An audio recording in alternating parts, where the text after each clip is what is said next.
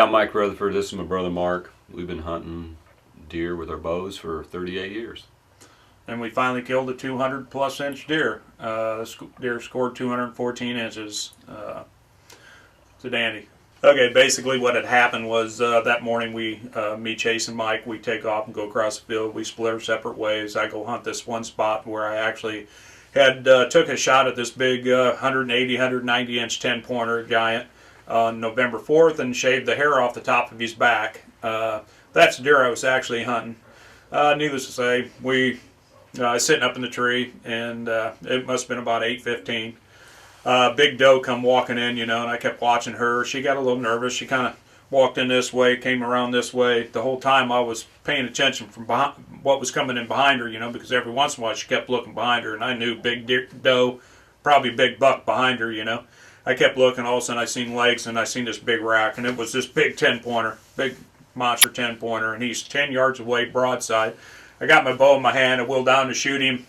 My limb hits my bow hanger. The doe, I could see her. She looks up at me. She spins and takes off, and of course he runs after her, And I'm like, oh, you got to be kidding me. I hung my bow up. I ended up calling my brother up immediately, and I started explaining to him what had happened, and I was pretty upset. And I told him, I said, hey, man, I got to let you go. I got to collect my thoughts. I stuck my phone in my pocket, right? So I'm just sitting there, keep looking at that spot. Oh, a short time later, he calls me back, and he asked me, he says, you got a puddle underneath your stand, from all the tears. And I said, no, I said, how it is. I said, I've been down this road before, That he has. And he kept encouraging me, he said, you never know. He goes, another bigger deer, or another deer could come in, don't worry about it. And as I'm talking to him on the phone, I'm sitting like this, and all of a sudden I catch movement out of the corner of my eye. I look down, and here's this big monster standing right underneath me at probably 3 yards, and he's got his nose on the ground, and I'm like, oh, holy cow, He raises his head up, and he kind of swings one way, and then swings the other, and he's moving oh so slow. I couldn't believe how slow he was moving. Then all of a sudden he just stood there, And I've got my hand on my bow, but he's, kind of looking around at this point in time. Finally, he turns and he starts walking the same way he came back, basically this way. I finally get my bow and I turn around this way, and I mean, he's just moving so slow. I could have shot him at a hard quarter away shot, and I didn't take it. I didn't want to take that shot. All of a sudden, he picks up the trail where the doe went across, and I knew he spun and he started walking right down where the doe went. I knew I was going to get a good shot, so I spin around. I wheel up and I shoot, and I actually hit the deer a little bit back on the right side, maybe 2 or 3 inches back behind the rib cage, but it was quartering away, so I knew it came out the opposite side. I knew I hit probably liver and lung. The deer spun. I could see his eyes bugging out of his head, run down over the hill, and disappeared. So I immediately got on the phone. I called my brother Mike, and I explained to him, I said, man, I just shot a giant. And Mike says, you did? And I said, yeah, man. I said, it's a giant. And I said, I know it's over 200 inches. And I said, man, I got to let you go. So I hung up the phone, stuck the phone in my pocket, and he ends up calling me back. About 5 minutes later, I couldn't take the suspense. Couldn't take it. He says, because I got a question to ask you. He says, which deer would you have rather shot, the 10-pointer or the one you shot? And I said, definitely the one I shot. So anyway, I tell him, I said, man, I said, I watched this deer for probably, I know, at least a minute and a half, possibly 2 minutes before I shot him. Mm-hmm. And I knew that he had 7 points on each side, and I told Mike that, and I said, man, I said, he might even be a new world record. I knew that you made a good shot because he said, wait till you see it. Well, 11:45, I got down out of my tree, and I went over to find my arrow, and my arrow was laying flat on the ground. And it's not stuck in the ground or nothing like that. It's laying flat. And I look at my arrow, and it's coated with blood. And I mean, it looks great, and I'm happy about it. But then I look at my broadhead. I just started using a mechanical broadhead this year, and what a mistake that was. I ain't going to say the name of the broadhead, but it's got 3 blades, and it's kind of got clips on it. Well, only one of the blades looked like it deployed open. So then I was beginning to wonder when it deployed, if it deployed on entry or the exit. It looked like maybe, a field point going through the deer. Right. So I could see where he was upset. So we went up the hill and we discussed it first, and he thought, it was long enough. and he knew he killed it, so we started looking for it. And we had good blood for a little while, and then it petered out.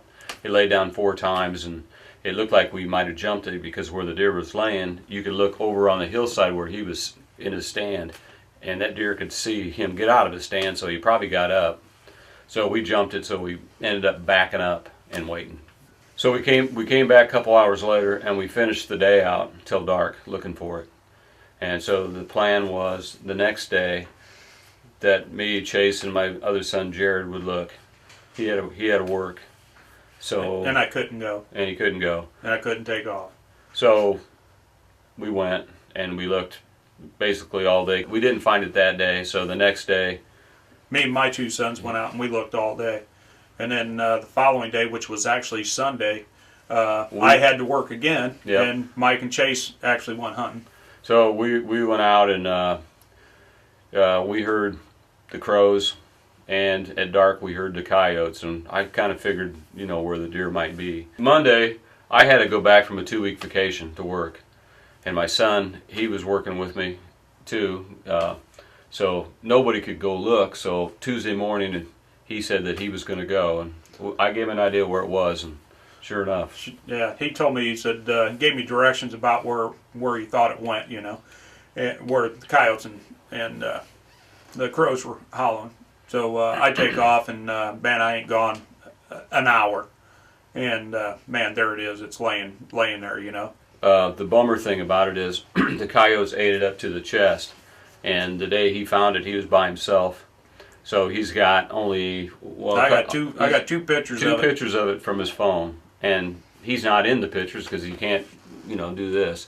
But I wish we were there and wish we would have found it the first day. A couple days later, I texted a picture of it to Larry Opie, the guy that scores these, and immediately he called me back and said, "Who shot this?" And I told him my brother.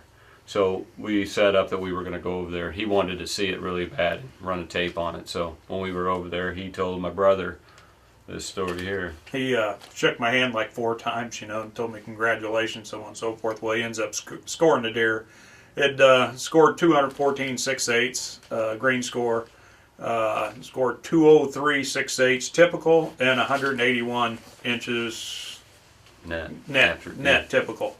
And I said, I was kind of disappointed that it didn't score a little bit more than 180 inches, and he said, "What?" And I said, "Yeah." I said, "I was hoping to be 190, I didn't know I had that many deductions." And he goes, "You have no idea what you've shot here, do you?" And I said, "Obviously I don't, and I guess I really didn't, And he goes, "Let me explain something to you." He goes, "I've done 2 things tonight that I've never done before, and I've scored deer for a long time." He goes, "I scored the largest typical deer I've ever scored in my life, and the sheet, the printout sheet," he says, "I've never ever filled that completely out," which he did tonight.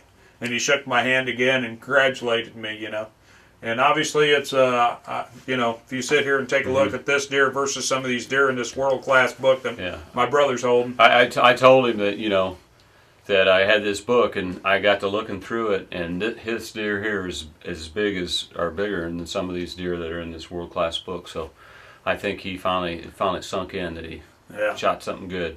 I wish I would have shot it, but he did instead. But which is good. Yeah, we're good. We've been doing it for a long time. Yeah. What do you think, Chase? Or Jared? Sounded good. Speak, old toothless one.